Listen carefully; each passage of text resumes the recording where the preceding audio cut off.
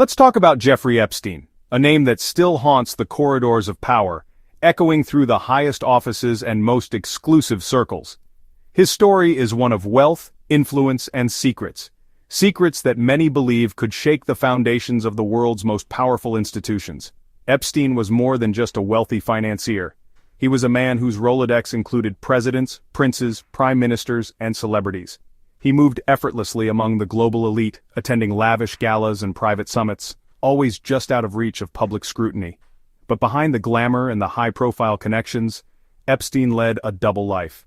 He was a convicted sex offender, accused of trafficking and abusing underage girls.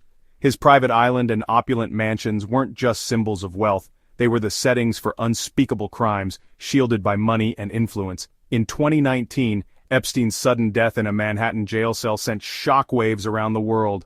Officially ruled a suicide, his death only deepened the mystery, fueling endless conspiracy theories about what he knew, who he could implicate, and whether he was silenced to protect others. The real obsession, though, centered on his so-called client list, a collection of names rumored to include some of the most powerful people on the planet. These files were seen as a potential key to exposing the hidden networks and dark secrets of the global elite. For many, especially on the political right, these files became a symbol of everything wrong with the system. They represented a chance to prove that the rich and powerful operated above the law, protected by a web of corruption and secrecy that spanned continents. Unsealing the files wasn't just about justice for Epstein's victims, it was about exposing a rotten core at the heart of society. People wanted to see the entire corrupt structure brought down, not just one man. The Epstein saga tapped into a deep, simmering public distrust of government, media, and the justice system. It became a rallying point for those who felt betrayed by institutions that were supposed to protect them. It became a litmus test for authenticity and courage. Any politician or public figure who dared to address the files was seen as either a truth-teller or a reckless provocateur, depending on your point of view.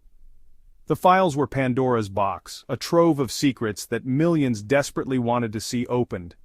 People believed that inside was the truth about how power really works, and who it truly serves. The public wasn't just waiting for justice, they were waiting for a hero, someone bold enough to promise the great reveal, to finally shine a light into the darkest corners of the elite world. And when the moment finally came, when the files were unsealed and the world held its breath, it felt like history was about to change forever.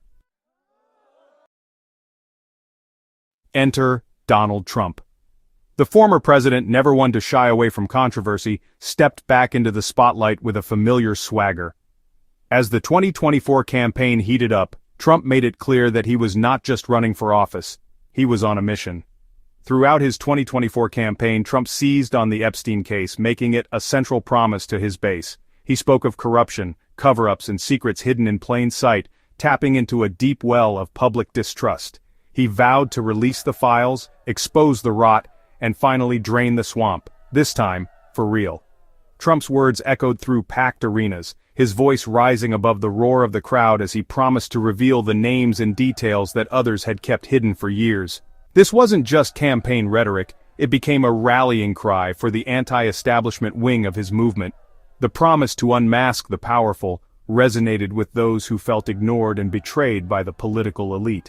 Trump positioned himself as the only outsider with the guts to take on the deep state. He painted a picture of himself as a lone warrior, unafraid to challenge the entrenched interests that he claimed had corrupted Washington for decades. His supporters believed him because he echoed their deepest suspicions. For many, Trump's words weren't just promises, they were confirmation of what they'd long suspected, that the system was rigged and only an outsider could break it open.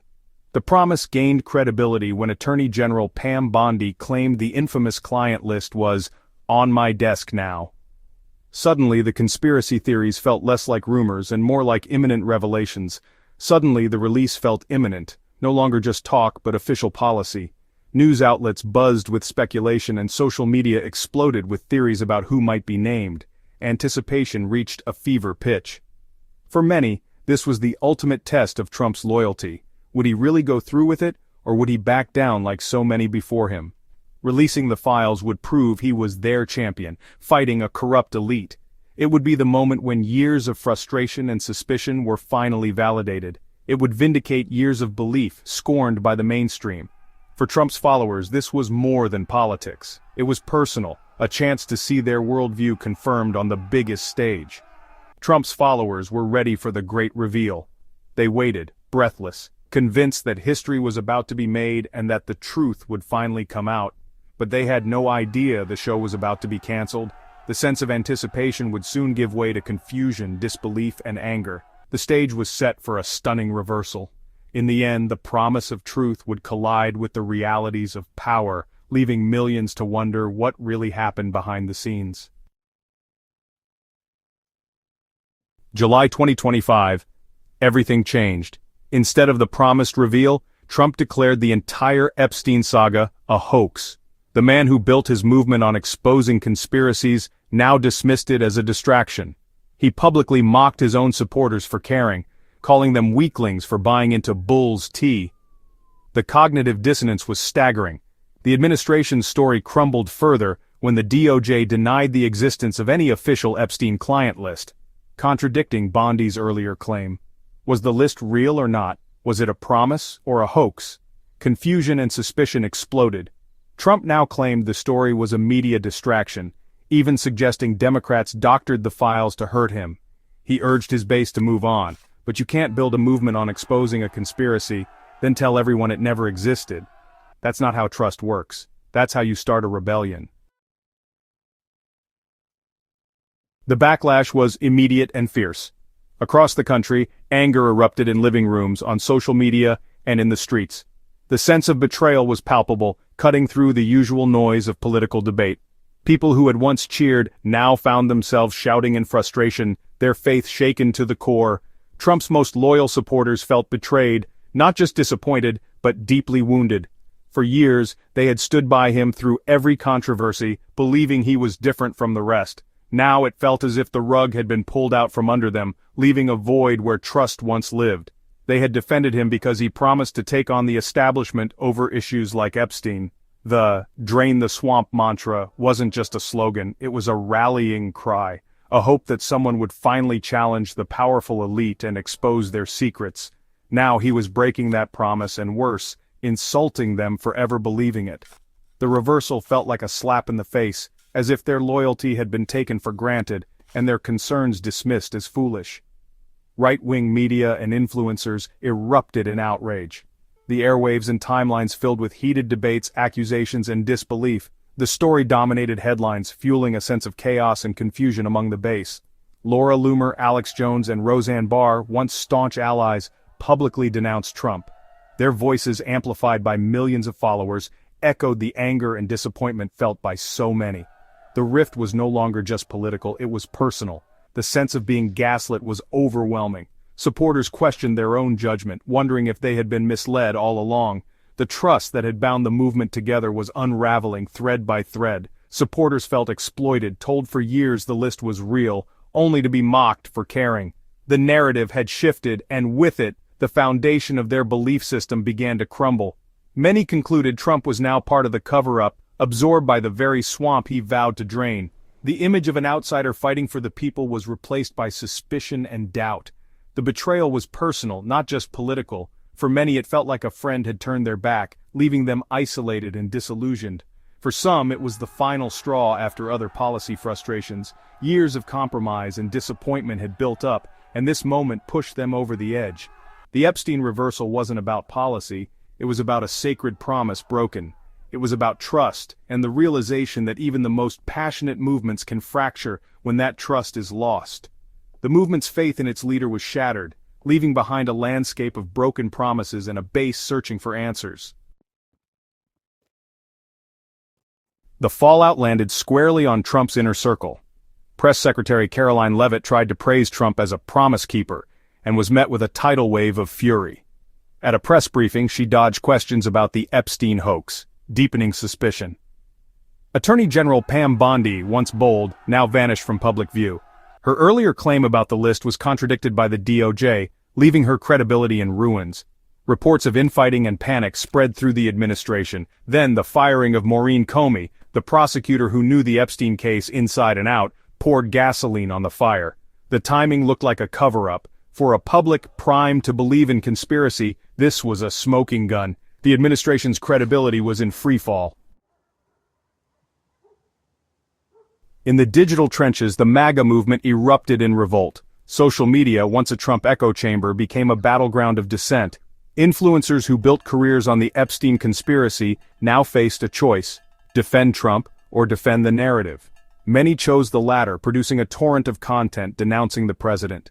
Old photos and quotes resurfaced, fueling accusations that Trump had joined the deep state. The language was apocalyptic. Trump was now the enemy. Influencers urged followers to keep demanding the truth, even if it meant opposing Trump. The movement fractured, loyalty shifted from the man to the idea. The digital army Trump built was now aiming at him. The king's head was on the block. Inside the White House, chaos reigned. The administration's united front was a fiction. Infighting and distrust were rampant. Bondi was isolated, caught between her past statements and Trump's new narrative. Tensions flared between top officials, including FBI Director Kash Patel and Deputy Director Dan Bongino. Damage control efforts failed. Surrogates like J.D. Vance couldn't square the circle. Trump took to Truth Social, declaring his administration perfect. But public distrust only grew. Telling people not to believe their own eyes and ears backfired. The official response to collapse was simply to insist it wasn't happening.